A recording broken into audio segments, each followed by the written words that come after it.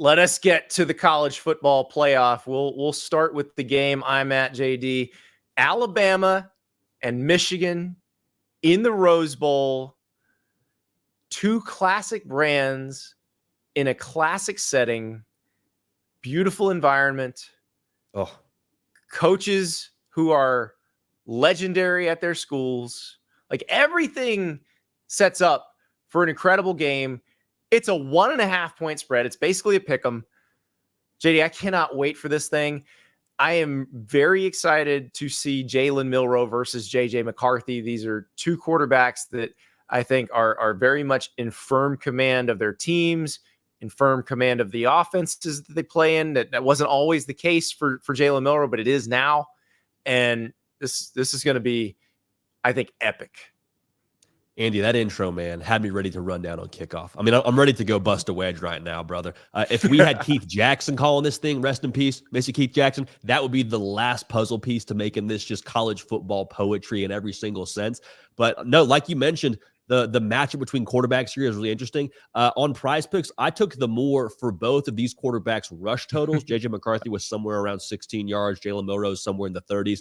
I think they're both going to have a major factor in this game. For J.J. McCarthy, I think you got to kind of be a change up to that sledgehammer approach they've been all season in that run game with Blake Corum and Donovan Edwards. Also, we've seen Alabama have a little bit of issue against that design quarterback run, whether it be Jaden Daniels, whether it be Peyton Thorne. We've seen them get got a couple times.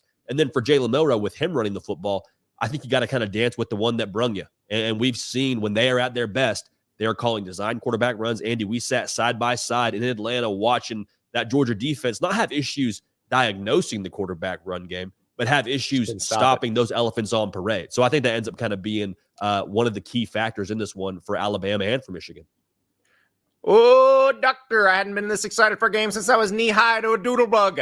Yes, that was a bad Keith Jackson. It was a bad Keith Jackson combined with the Keith Jackson from The Simpsons. So, which might have been actual Keith Jackson. I don't know if they had Hank Azaria impersonating him.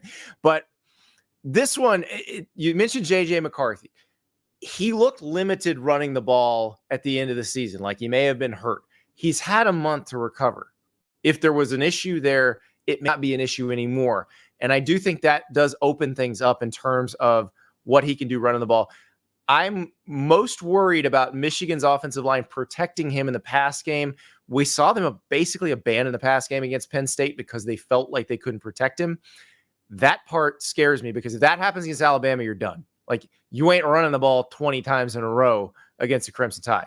That's not going to work. So he's going to need to be mobile. And then, listen, Alabama's offensive line has got to figure out how to stop Michigan's D-line.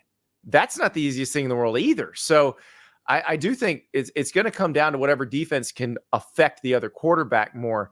And so right now, if I had to just pick based on that, because I do think that'll be the determining factor, I'm going to take Alabama to win this game. No, I mean, I think the way you put that is exactly the way that I'm thinking about it as well. The way that Michigan wins this game is a pretty narrow path, and that is staying ahead of the sticks, running for right around 4 yards a carry, and not having negative plays, just like you mentioned, against Alabama with how hot that defense has been and the way that they really, for the most part, kept Georgia at bay running the football. I don't know that Michigan is a tougher task than what Georgia brought to the table. If Michigan's going to win, they got to have answers outside of the run game. I don't know that they do by nature of the pass catchers. I love me some Colston Loveland. I love me some Roman Wilson. I don't know if I love them to win one-on-one against those Alabama defenders in the secondary. I think Alabama, if kind of what we said in a previous bowl game talking about the Penn State-Ole Miss matchup, I think Alabama, if they can get some leverage on Michigan, I don't like Michigan to chase them. So for the exact same reason, I'm going to take Alabama to win this football game and obviously have them covering that plus 1.5.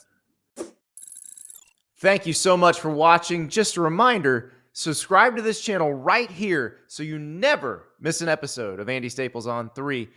And oh, by the way, watch all the other great videos on the On3 Sports YouTube channel.